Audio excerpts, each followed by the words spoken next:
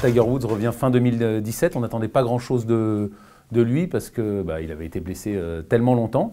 Et puis dès le début, il a bien joué. Il a été dans le coup tout de suite, en tout cas il a fait des top 10.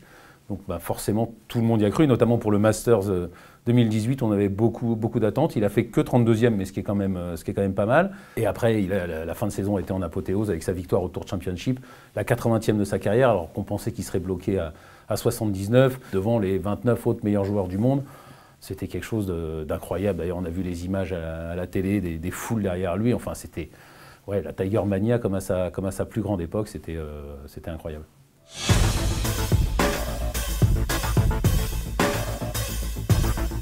Tiger Woods est toujours un joueur qui a très peu joué tout au long de sa carrière. Là, il a été entraîné un peu par son retour, tout allait bien, et puis il voulait se qualifier, il sentait qu'il jouait bien, donc il a beaucoup joué en fin de saison, et il est arrivé à la Ryder Cup complètement cramé. Il a gagné le dimanche, et le lundi, il est arrivé en France, le mardi, il était sur le parcours, donc on se doutait que ce serait compliqué pour lui. Ça n'a pas remis en cause sa fin de saison incroyable, surtout qu'encore une fois, la Ryder Cup est une épreuve assez particulière, et dans laquelle Woods n'a jamais été bon.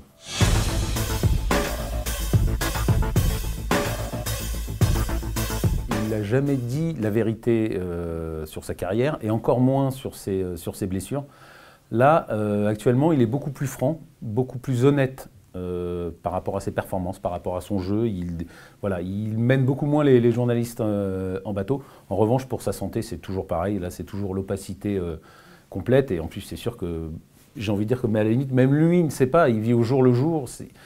C'est un joueur, un golfeur de plus de 40 ans qui a été blessé à multiples reprises, donc il fait très attention parce qu'il sait très bien que, on ne va pas dire que sa carrière peut s'arrêter du jour au lendemain, mais qu'en tout cas elle peut subir de nouveaux soubresauts. Il y a eu une petite alerte au Arnold Palmer. Je peux vous dire qu'évidemment dans le monde du golf, dès que Tiger Woods a mal à un ongle, tout le monde tremble. C'est un tournoi qui lui tenait à cœur, donc s'il ne l'a pas joué, c'est qu'il était vraiment blessé, vraiment diminué. Depuis, il a rejoué. Depuis, apparemment, il n'y a plus de problème.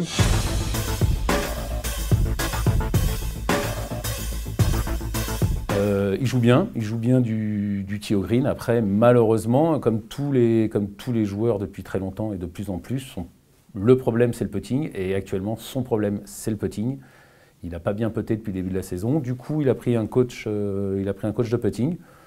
On espère que ça va aller mieux. De toute façon, il n'a pas le choix parce qu'à Augusta, c'est pas un concours de putting, mais en tout cas, c'est un tournoi qui se joue particulièrement sur les greens.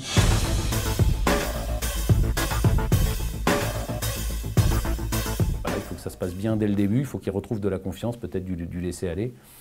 Après, il a gagné 4 fois à Augusta, c'est un peu son jardin. Il n'a pas gagné depuis 2005 quand même, donc ça date. Tout le monde le dit, c'est quand même un parcours qui demande de l'expérience. Personne dans les favoris n'en a autant que lui là-bas.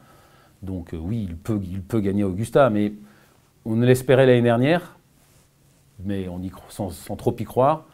Là, on y croit peut-être un tout petit peu moins. La folie Woods est retombée depuis la fin de l'année.